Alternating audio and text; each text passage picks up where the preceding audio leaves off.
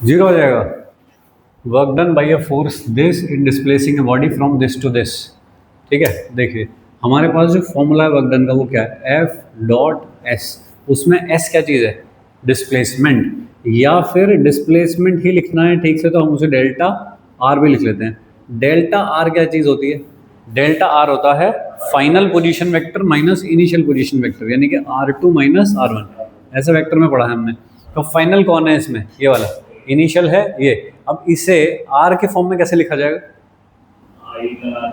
Minus आई, फिर 2J, फिर 5K, ऐसा भाई, -1 2 और 5 माइनस ये वाला आई, फिर 0J और प्लस 3K, क्योंकि J तो है ही नहीं।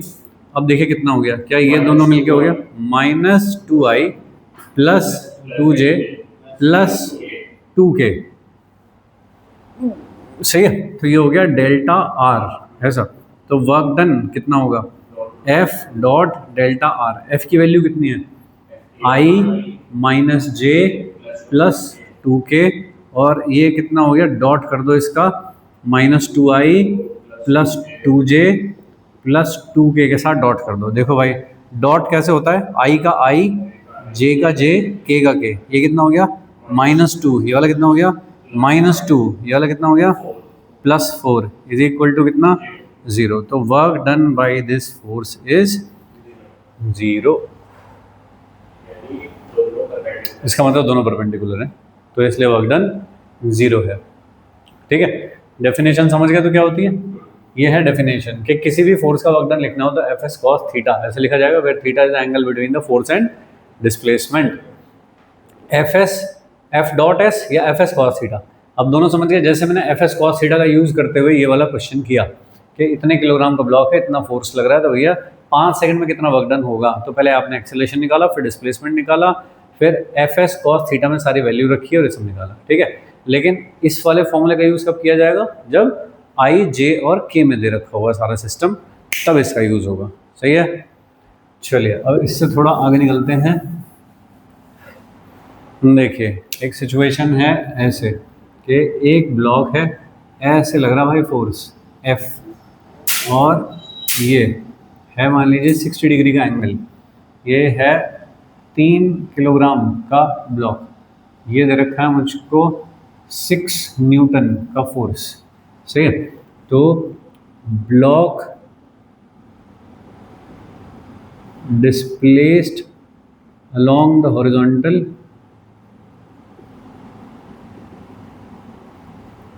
up to 10 meter by force F। ठीक है जी, तो find work done by the force F, normal reaction and mg, इन सब का वर्क डन बताना है भाई मुझको।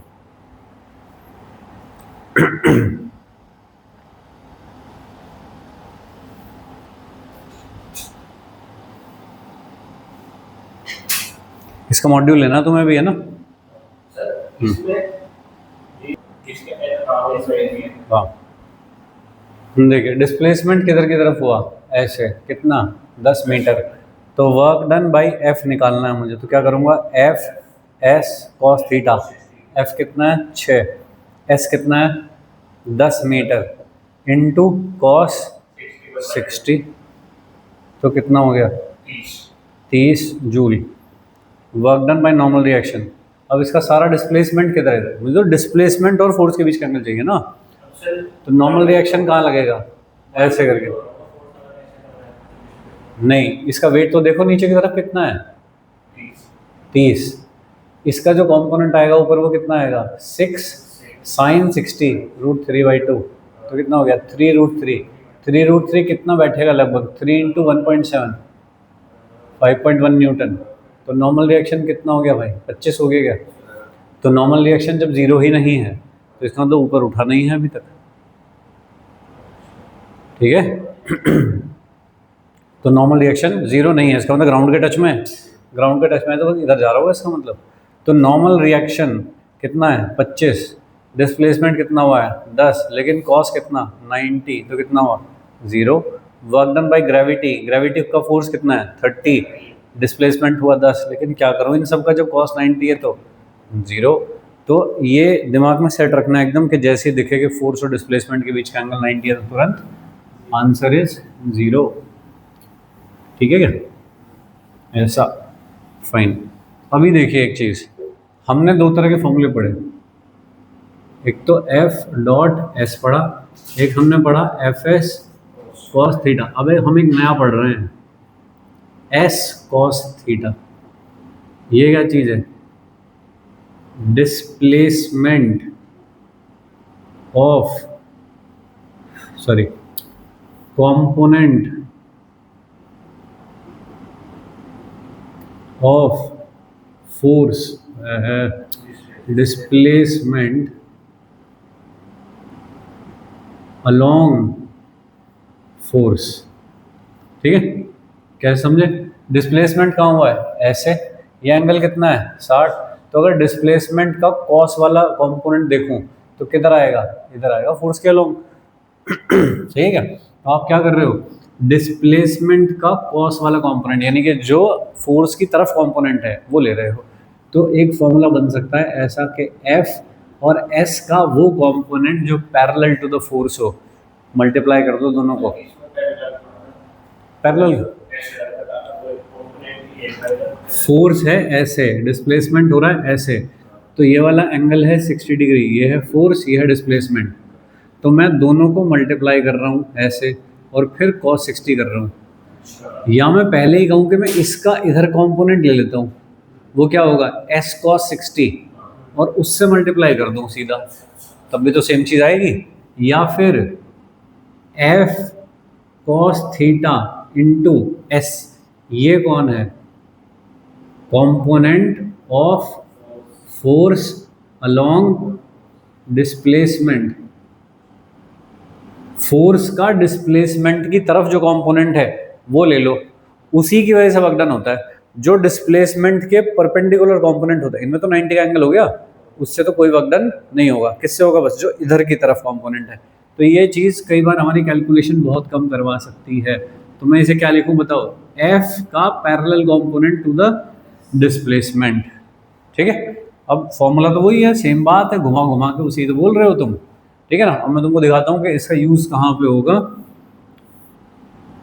ऐसा है मान लीजिए, ठीक है, यहाँ से तुमने एक ब्लॉक छोड़ दिया, उसका मास था मान लीजिए m is equal to 5 kilogram, ये वाला जो एंगल है ये है 37 डिग्री, और ये जो लेंथ है, ये वाली लेंथ ये है 5 मीटर, यहाँ से यहाँ तक जो है लेंथ है ना वाली 5 मीटर। मुझको चाहिए कि find work done by number 1 gravity and normal reaction when block is released on inclined plane। inclined plane पे हमने ब्लॉक को छोड़ दिया, ठीक है, स्मूथ लिख लो, चलो ऑन स्मूथ इंक्लाइंड प्लेन पे अगर हमने ब्लॉक को छोड़ दिया तो कितना वर्क डन होगा ग्रेविटी और नॉर्मल रिएक्शन की वजह से। ठीक है, चलो पहले तुम करो कि तुम कैसे अप्रोच करोगे, फिर मैं बताता हूँ कि कैसे आसान हो सकता है। तो ग्रेविटी का फोर्स लिखोगे, ये वाला फॉर्मूला लगा रहा हूँ, ये वाला, नीचे कितना हो गया 50 हो गया क्या, ये ब्लॉक ऐसे जाएगा यहाँ पहुँच जाएगा, तो डिस्प्लेसमेंट कितना हुआ 5 मीटर, ये हुआ दोनों के बीच का एंगल कितना हो गया 53। फोर्स और डिस्प्लेसमेंट के बीच का तो एंगल चाहिए, ये थोड़ी चाहिए एंगल, ठीक है ना। तो क्या लिखोगे, work done by gravity work done by gravity will be equal to mg displacement और cos थीटा। mg कौन 50, डिस्प्लेसमेंट कितना है 5 मीटर और cos 53 तो 250, और cos 53 कितना होता है 3/5 है ना, तो 3/5, 5 से इसे काटा कितना आ गया 50 और 3 कितना हो गया भाई 150 joule is the work done by gravity. आसान सवाल है, समझ गए, ठीक है ना। हमारा मकसद ये निकालना नहीं है, हम क्या करना चाह रहे हैं उस पर आते हैं। फोर्स किधर लग रहा है बताओ, ऐसे इंक्लाइंड है, ये कितना है 37, अगर ये 5 है तो क्या ये 3 और ये 4 होगा, सही है। फोर्स किधर लग रहा है, हमेशा mg ऐसे लगेगा कि नीचे ब्लॉक ऐसे जाता रहेगा, mg ऐसे लगेगा। हम क्या कहते हैं भाई कि फोर्स लिख लो और डिस्प्लेसमेंट का फोर्स के अलोंग कंपोनेंट लिख लो। डिस्प्लेसमेंट कौन है 5, कौन सा कंपोनेंट चाहिए मुझे, इसके 2 कंपोनेंट है, एक तो इधर है ये वाला और एक ये वाला है, कौन सा चाहिए 3, सीधा करो ना। तो नीचे कितना लग रहा है भैया 50, तो 50 तो फोर्स हो गया इनटू फोर्स की डायरेक्शन में डिस्प्लेसमेंट 150। बताओ जल्दी नहीं है कि, तो फोर्स इनटू फोर्स की डायरेक्शन में डिस्प्लेसमेंट, ऐसे करके याद रखो दिमाग में बस, फोर्स इनटू फोर्स की डायरेक्शन में डिस्प्लेसमेंट। तो ये जो 4 डिस्प्लेसमेंट हुआ है ये mg की वजह से नहीं हुआ, mg की वजह से डिस्प्लेसमेंट है वो कौन सा है 3, सही है क्या। ओके, दूसरा ये वाला तरीका, फोर्स का वो कंपोनेंट जो डिस्प्लेसमेंट के पैरेलल हो, यानी कि इधर की तरफ हो जो फोर्स का कंपोनेंट, इधर की तरफ जो फोर्स का कंपोनेंट होता है क्या वो mg sin 37 होता है, या तो cos 53 लिखोगे, अगर तुम कह रहे हो मैं तो ये वाला एंगल लूंगा तो cos 53 लिखोगे, ये एंगल कह रहे हो तो sin थीटा लिखते आए हो लॉज ऑफ मोशन से, तो बताइए क्या लिखोगे तब। फोर्स का कंपोनेंट कितना हो गया, mg तो हो गया 50, sin 37 कितना हो गया 3/5, डिस्प्लेसमेंट कितना हुआ 5, तो ये हो गया फोर्स का कंपोनेंट अलोंग द डिस्प्लेसमेंट, ठीक है। ये काटा कूटा करके 150 आ रहा है क्या, ऐसा आ गया भाई। तो आंसर सेम है सबसे, मैं कह रहा हूँ कि कितनी जल्दी देख सकता हूँ ये चीज़ में, ठीक है, ये तो है ही तरीका जो है, यह तो करना ही। बट द पॉइंट इज कि जब मुझे ये वाली चीज़ फास्ट दिखाई देने लगे कि फोर्स इनटू फोर्स की डायरेक्शन में डिस्प्लेसमेंट लेने से जल्दी आ जाएगा मेरा आंसर, ठीक है ना। या फिर अगर जो भी आसान पढ़ रहा हो, फोर्स का कंपोनेंट डिस्प्लेसमेंट के अलोंग लेना आसान पढ़ रहा हो वो ले लो, या फिर डिस्प्लेसमेंट फोर्स का कंपोनेंट डिस्प्लेसमेंट में आसान पड़ रहा है डिस्प्लेसमेंट ले लो, या फिर डिस्प्लेसमेंट का कंपोनेंट फोर्स के अलावा आसान पड़ रहा है वो ले लो, दोनों को मल्टीप्लाई करना है बस, ठीक है। बस एक चीज़ का ध्यान रखना कि अगर ये mg कहाँ है नीचे की तरफ और इसकी वजह से डिस्प्लेसमेंट होती है वो भी कहाँ है नीचे की तरफ, तो प्लस लिखना है, और अगर ऑपोजिट हो तो माइनस लिखना है, क्योंकि तब एंगल 180 डिग्री हो जाएगा। बोलिए समझ गए। तो उन फॉर्मूले का क्या सिग्निफिकेंस है ऐसा बता रहा हूँ मैं, तो इससे जल्दी होता है काम। कई जगह पे चीज़ दिखाई नहीं दे रही होती तो वहाँ पे कैसे लिखूँगा, ठीक है। जैसे कि ऐसा है एक हाफ सर्कल या हाफ स्फीयर टाइप का है इस तरह का, ठीक है, हेमीस्फेरिकल शेल है ऐसा, यहाँ पे एक ब्लॉक रखा है, यहाँ पे है एक छोटी सी पुली, ऐसे धागा बांधा, यहाँ से इसको F फोर्स से खींच के लेके जा रहे हैं ऐसे, ठीक है भाई। ये है, इसको कहते हैं हेमीस्फेरिकल शेल, शेल का मतलब खोखला होलो, रेडियस है इसकी r, ऐसा है, m मास का ब्लॉक है, इनिशियली यहाँ था, खींच खींच के यहाँ पहुँचा दिया B पॉइंट पे, ठीक है नी। तो block is pulled bye a constant force F along the track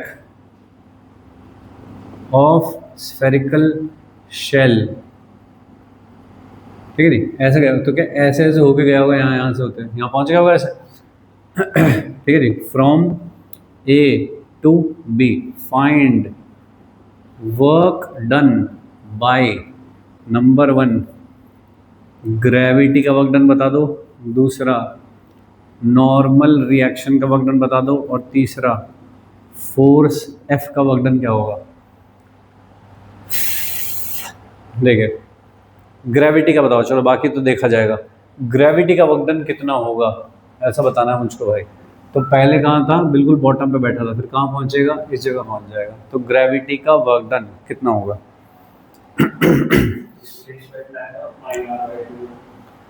displacement कितना हुआ पाई r/2 क्यों भाई, ये तो डिस्टेंस हुई, डिस्प्लेसमेंट तो ये रस्सी है, ये कितना है आर, ये कितना है आर, तो ये कितना हो गया r√2, तो उतना हुआ डिस्प्लेसमेंट। सही है, तो वो डिस्प्लेसमेंट हुआ सही। लेकिन डिस्प्लेसमेंट कैसे है, ऐसे mg कहाँ लग रहा है सब जगह पे, ऐसे एंगल इनके बीच में, तो अब मैं फंस जाऊंगा। तब मेरी हेल्प करेंगे ये दोनों।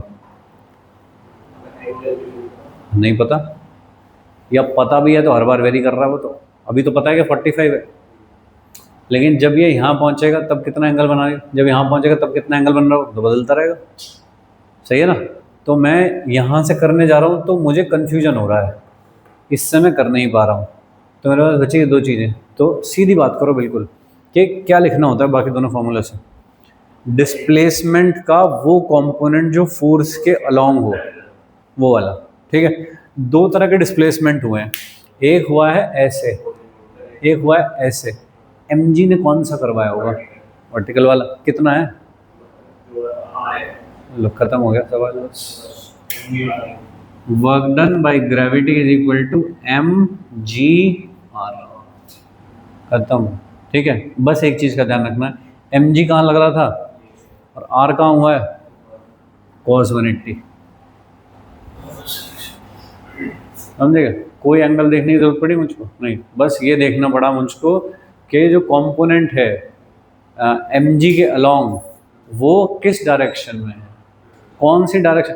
ये वाला जो कंपोनेंट है ये ऐसे है, mg हमेशा कैसे, ये तो ऐसे है, mg कैसे है, हमेशा ऐसे है, तो 90 हो गया उसमें, तो जीरो वर्क डन हुआ उससे। तो जो वर्क डन होगा वो किस किस पे होगा, बस इस वाले डिस्प्लेसमेंट पे वर्क डन होगा, तो उस डिस्प्लेसमेंट का लिखा है। तो मैं क्या बोल रहा हूँ कि फोर्स की डायरेक्शन में डिस्प्लेसमेंट का कंपोनेंट ये था, डिस्प्लेसमेंट उसका ये वाला कंपोनेंट मेरे काम का है, वो लिखा मैंने। समझे क्या, okay. Work done by normal reaction,